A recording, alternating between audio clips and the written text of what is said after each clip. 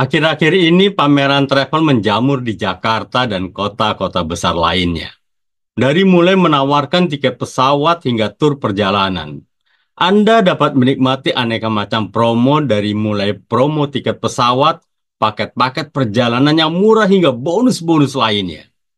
Namun dari sekian banyak penawaran yang diberikan, mana yang lebih baik?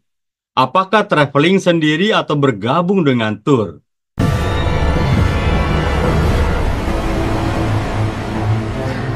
Saat traveling sendiri, Anda dituntut untuk menyiapkan semuanya sendiri. Dari mulai itinerary, tiket pesawat, hingga penginapan di sana nantinya. Jalan sendiri maupun ikut tur pastinya ada sisi kelebihan dan kekurangan masing-masing. Berbicara mengenai traveling, pastinya setiap orang punya cara tersendiri untuk membuat liburannya menjadi menyenangkan. Mau menyiapkan segala sesuatu yang sendiri maupun ingin diurus orang lain kembali ke selera pula. Kita tidak bisa memaksakan orang yang satu untuk ikut cara kita karena sudah ada preferensi masing-masing. Ada pejalan yang memang suka urus semua secara mandiri, mulai dari budget yang harus disiapkan, itinerary, dan bagaimana akhirnya berinteraksi dengan masyarakat setempat. Nah, ada pula yang lebih suka semua diurus agen termasuk mulai dari paspor, visa, sampai segala kebutuhan perjalanan. Terkadang memang bisa dilihat dari sisi ekonomi. Misalnya dengan mengurus segala sesuatu sendiri bisa lebih murah karena kita tidak mengeluarkan biaya tip tambahan. Atau ternyata ikut tur lebih murah dikarenakan biaya yang dikeluarkan sudah patungan. Lalu bagaimana dengan Anda? Apakah termasuk tipe suka jalan sendiri atau ikut tur? Well, pastinya saya pun akan bagian pengalaman saat traveling dengan jalan sendiri vs ikut tur, karena sudah mencoba keduanya baik ketika liburan bersama keluarga atau teman-teman. Berikut beberapa hal yang perlu dipertimbangkan saat memilih antara traveling sendiri atau ikut tur. Yuk kita bedah satu persatu agar lebih dapat sisi kelebihan dan kekurangan dari kedua gaya liburan ini. Cek selengkapnya di video ini. Traveler mandiri atau jalan sendiri. Traveler mandiri ini bukan berarti hanya seorang solo traveler. Bisa juga sekelompok orang yang melakukan perjalanan namun tanpa bantuan agen. Semua persiapan hingga prosesnya dalam perjalanan diurus dan dilakukan secara mandiri. Apa saja sih kelebihan dan kekurangannya? 1. Fleksibel.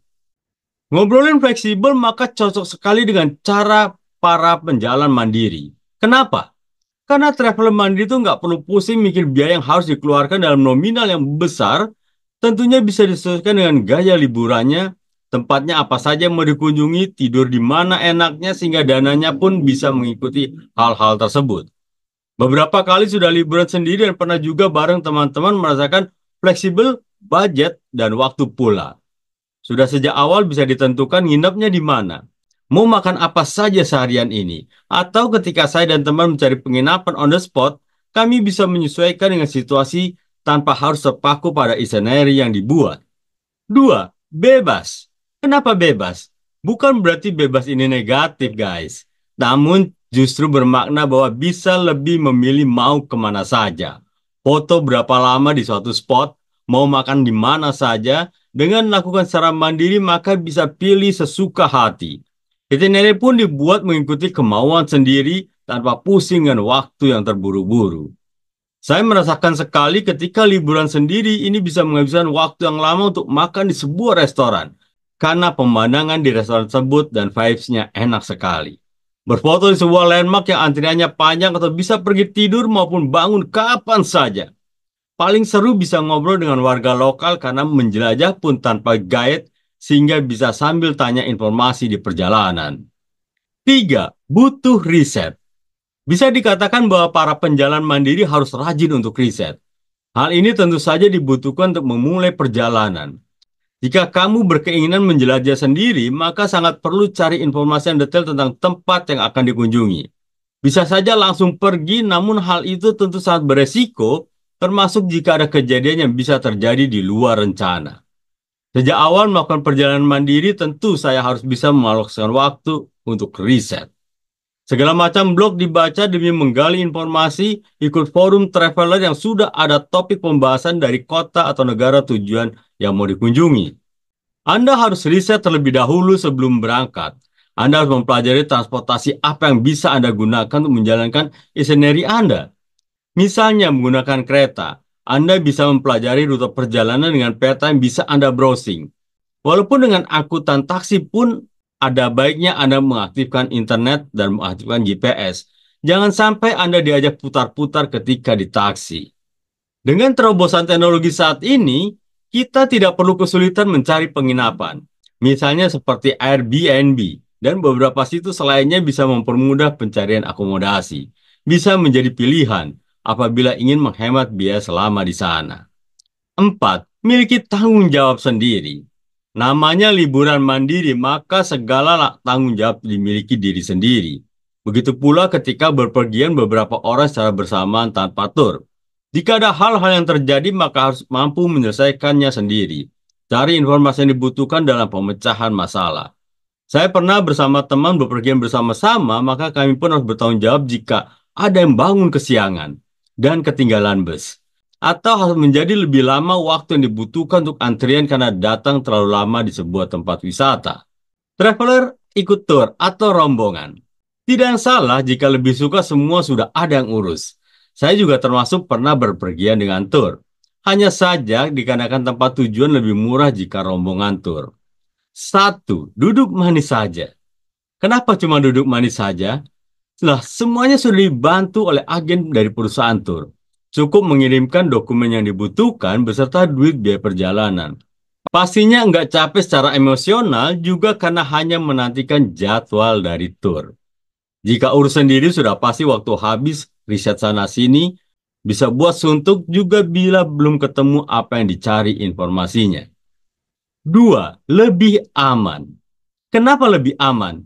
Sudah pasti, dikarenakan semua sudah ada tour leader yang akan membantu urus sana-sini. Dalam perjalanan sudah pasti beramai-ramai, tidak perlu takut kesepian. Makin banyak kenalan dari grup open trip yang diikuti.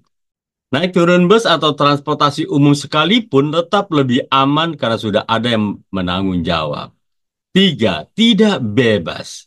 Well, ini ada alasan saya kurang suka ikut tur. Sebagai Taurus yang sang petualang yang suka kebebasan, maka poin ini sangat dibutuhkan. Berdasarkan pengalaman, memang waktunya sangat terikat. Baru saja mau foto di sebuah spot, sudah harus pindah lagi ke tempat lain. Padahal masih harus sabar antrian yang panjang untuk berfoto.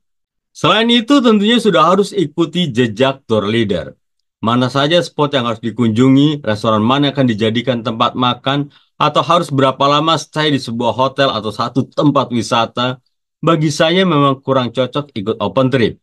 Namun tetap perlu di tempat-tempat tertentu yang sulit dijangkau sendiri. 4. Lebih hemat. Liburan sendiri selalu merasa lebih murah dibandingkan liburan dengan menggunakan travel agent. Apakah hal ini selalu benar? Ternyata fakta tersebut tidak selalu benar. Saya pernah merencanakan tur ke Jogja dengan beberapa teman rombongan. Setelah cek hotel, sewa bus, itinerary, dan lain-lain, ternyata memakai jasa travel agen lebih murah. Kenapa? Kebanyakan jasa travel agent memiliki perjanjian atau kontrak ke beberapa hotel, tempat wisata, bahkan alat transportasi dan restoran. Mereka mengambil keuntungan dari diskon yang mereka dapat. Misalnya, pembelian tiket pesawat yang biasanya jika melalui agen perjalanan, hitungannya bisa lebih murah. Coba Anda cek. Penutup. Traveling sendiri atau ikut tur mana yang lebih baik? Tergantung pada selera dan preferensi Anda. Traveling sendiri bisa menjadi pengalaman yang memuaskan, tetapi Anda harus membuat semua keputusan dan perencanaan. Sementara itu, ikut tur bisa membuat perjalanan Anda lebih tertata rapi, tetapi Anda mungkin merasa tidak bebas. Ini bisa disesuaikan dengan selera masing-masing. Jangan terlalu memaksa maunya mandiri atau harus ikut tur. Urusan budget juga bisa menjadi pertimbangan dalam ukuran gaya liburan kamu. Sehingga jangan galau lagi, guys. Saya sendiri lebih suka mandiri, namun bukan berarti tidak mau ikut tur. Yang penting kita merasa lebih nyaman dan aman menikmati perjalanan. Guys, semoga informasi yang kami sampaikan dapat bermanfaat bagi Anda untuk memilih tempat wisata, kuliner, dan penginapan menarik selama healing. Jangan lupa klik like and subscribe Sampai jumpa di next video.